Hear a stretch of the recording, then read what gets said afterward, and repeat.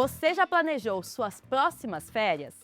Que tal pegar um balão para a estratosfera ou fazer um trekking com gorilas em Ruanda? Essas são algumas das viagens oferecidas por agências de turismo de luxo no Brasil.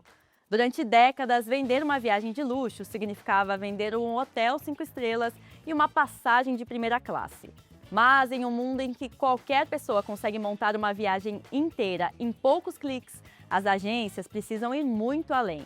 Nesse cenário, agentes de viagem ganharam novos papéis e as agências tiveram que se reinventar. Esse é o caso da Teresa Pérez. Referência no turismo de luxo no Brasil, nos últimos anos a agência se transformou em um grupo com a criação de uma série de novos negócios que a levaram ao faturamento de 1,3 bilhão de reais em 2025. Nesse vídeo da série Por Dentro do Luxo, você vai conhecer as estratégias da Teresa Pérez para escalar um negócio de nicho, o interesse crescente de marcas pela hotelaria no Brasil e uma tendência do turismo de luxo que está dominando o mundo todo.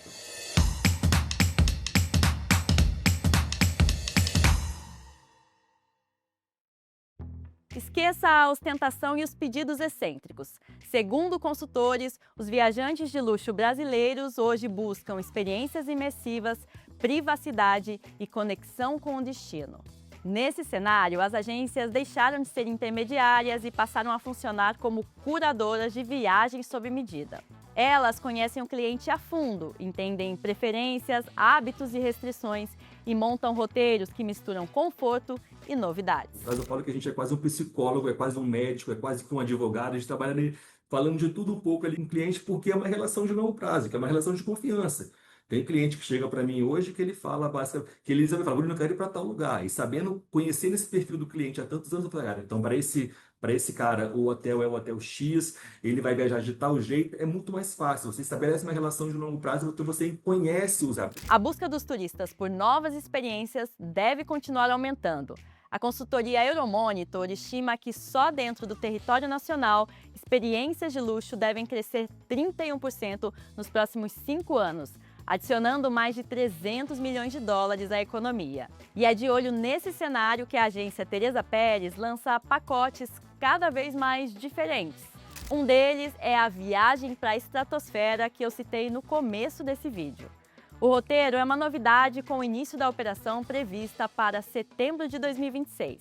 A viagem à estratosfera acontece a bordo de um balão de baixa emissão de carbono e o turista fica acoplado ao balão dentro de uma cápsula pressurizada. O voo, que dura cerca de 6 horas, atinge 25 km de altitude e é descrito como silencioso e estável. O embarque para a experiência acontece numa cidade a 2 horas de Paris.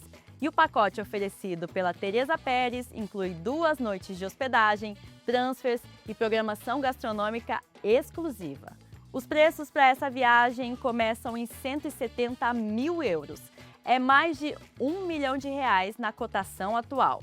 Entre os roteiros oferecidos pela agência estão também opções mais banais, como um workshop de perfumes em Paris, um cruzeiro de expedição para a Antártica e um safari com direito a piquenique em uma cratera na Tanzânia. Mas para conquistar o faturamento anual acima de 1,3 bilhão de reais, a agência, criada há 36 anos, precisou ir muito além. Nos últimos anos, a Teresa Pérez se transformou em um grupo com 6 negócios diferentes. O maior retorno financeiro veio de negócios que funcionam como infraestrutura para o turismo de alto padrão. Entre eles está uma consolidadora aérea. Lançada em 2022, a TPE diz que hoje já é a maior emissora de passagens aéreas executivas e de primeira classe do Brasil. Ainda no atendimento de outras agências, o grupo comprou a New Age, uma operadora de viagens que atua no atacado do turismo, montando roteiros completos que são vendidos por agências menores. Para ampliar seu mercado, a Teresa Pérez também importou um conceito norte-americano com a empresa Embark Beyond, lançada em 2022. Nesse modelo, a Embark funciona como uma plataforma colaborativa, onde agentes de viagens independentes se tornam afiliados para receber suporte tecnológico, marketing, treinamentos e acesso direto a redes globais de fornecedores premium. A gente faz toda uma questão. E aí tem acordos aí com os mais de 20 cadeias de hotéis, e todos eles com amenity bem diferenciado. Um atendimento personalizado para o cliente quando chega no hotel para fazer o check-in, enfim. A Teresa Pérez também tem hoje a TP Corporate, uma agência de viagens voltada para atender as particularidades dos executivos C-Level.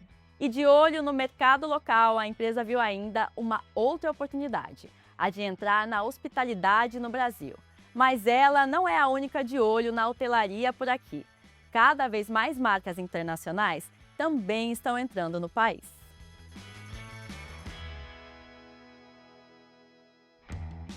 Em 2025, o Brasil bateu recorde de turistas internacionais. Foram mais de 9 milhões e 200 mil estrangeiros, 37% a mais do que no ano anterior.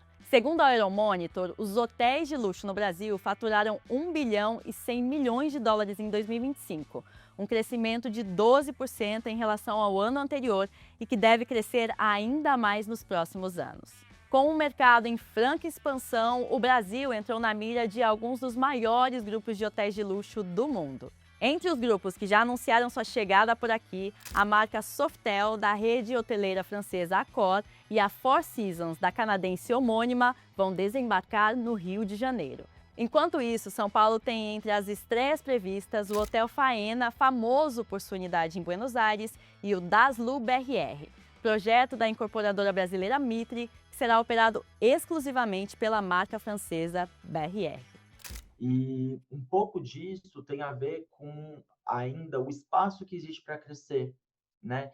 Principalmente quando a gente compara com o México, por exemplo. Então, existe sim esse espaço. No entanto, a gente também observa, né, uma atividade da hotelaria de luxo no Brasil que muitas vezes vai ser materializada aí nessas boutiques, então hotéis mais exclusivos, com menos escala, então hotéis menores e que vão trazer também uma abordagem bastante interessante. Na hotelaria, o caminho escolhido pela agência Teresa Pérez foi o da versão mais intimista. Hoje, sua marca Oiá tem 3 pousadas. 2 estão nos Lençóis Maranhenses e uma na Barra dos Remédios, no Ceará. Cada local possui apenas 8 quartos com diárias que incluem passeios e pensão completa e custam até R$ 14.800. A inspiração de Tomás para criar as pousadas foram os lodges da África, como os do grupo sul-africano Sindita, que focam em poucas acomodações. Ele não precisa contratar ninguém para fazer passeio. Tem tudo ali, é personalizado, é chamado pelo nome. E, assim, até de gastronomia também é muito interessante. Cada dia o cliente come debaixo, ele almoça ou janta debaixo de uma árvore diferente na propriedade. Ele não existe uma recepção, não existe. Tem lá lógico que tem uma mesa lá no hall, mas não é lá que toda hora que todo mundo almoça ou janta ou toma café. Então, isso faz além dos passeios, que a gente tem sempre um guia dedicado ao cliente, um motorista. A próxima pousada do grupo deverá ser inaugurada no Pantanal Sul-Mato-Grossense em 2028. Enquanto alguns avançam pelo interior do Brasil, o turismo de luxo também se espalha pelos mares.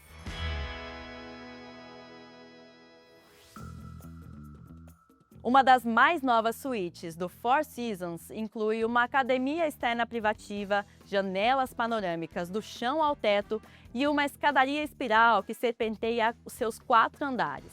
E esse quarto específico, com diária de $50 mil, ainda se desloca pelos mares. Essa é a cobertura do Four Seasons Yachts, o primeiro cruzeiro de uma nova linha de luxo criada pelo grupo de hotéis Four Seasons. É uma parceria com a empresa Mark Henry Cruise Holdings, que teve sua estreia em março deste ano.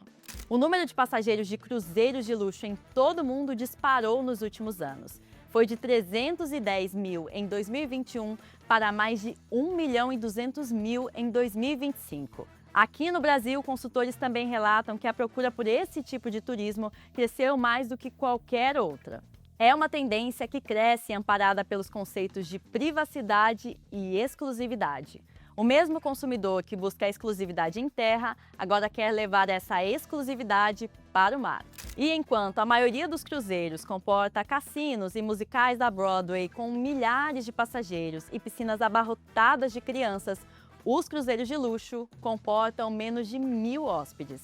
Neles saem os parques aquáticos e fliperamas e entram os spas privativos e as piscinas isoladas. Então, eu acho que praticamente todas as maiores companhias as hoteleiras de luxo do mundo agora estão apostando em cruzeiro. A gente vê a Accor em parceria com o grupo LVMH, que tem agora a Orient Express, que está fazendo uns iates lindíssimos. O grupo Aman, que é um dos maiores, os hotéis mais exclusivos do mundo, vai ter um cruzeiro a partir do ano que vem, 2027, o primeiro navio. O Four Seasons também acabou de inaugurar. O Ritz-Carlton já tem algum tempo, que é um navio, é considerado iate, nem é considerado um navio em si, mas que já está operando com grande sucesso já há alguns anos. Em alguns dos casos, esses cruzeiros também oferecem ao hóspede uma forma de evitar completamente as multidões que circulam pelas ruas no verão do hemisfério norte. Nos iates da Ritz-Carlton, que fazem roteiros pela Riviera Francesa e Italiana e pela costa da Dalmácia, uma equipe dedicada de concierge planeja o dia dos passageiros em terra, minuto a minuto, para que eles não precisem enfrentar filas ou trânsito. Motoristas particulares aguardam no pier para levar os hóspedes a passeios de mergulho, aulas de culinária ou até voos de helicóptero. Mas a navegação de grupos hoteleiros pelos mares está longe de ser tranquila. Uma das precursoras do mercado, a operadora de cruzeiros da marca Ritz-Carlton, acumula quase 700 milhões de dólares em prejuízo desde o seu início em 2017 e precisou de mais de 275 milhões de dólares em aporte de capital de seus acionistas. Um dos aparentes problemas é que, para serem lucrativos, os cruzeiros de luxo precisam alcançar uma escala que a Ritz-Carlton ainda não conseguiu atingir. Enquanto um navio tradicional busca levar milhares de pessoas para diluir custos, o mercado de luxo aposta no oposto. E mesmo cobrando mais caro pela estadia, os altos custos com combustível, tripulação e amenidades de uma estadia sofisticada ainda pesam. O problema dos cruzeiros de luxo hoje está numa contradição enfrentada há décadas pelas principais marcas de serviços de luxo. Quanto mais exclusivo ele é, mais caro fica operar. E quanto mais precisa crescer para dar retorno, maior o risco de perder justamente aquilo que vende, a exclusividade. Diferentes empresas desse mercado tentam responder a esse dilema de diferentes formas. Algumas apostam em criar ecossistemas, como a Teresa Pérez. Outras buscam levar marcas tradicionais da hotelaria para novos territórios, como os mares. É acompanhar de perto esse setor e o turista de luxo, sempre sedento por novidades, para entender qual estratégia vai durar.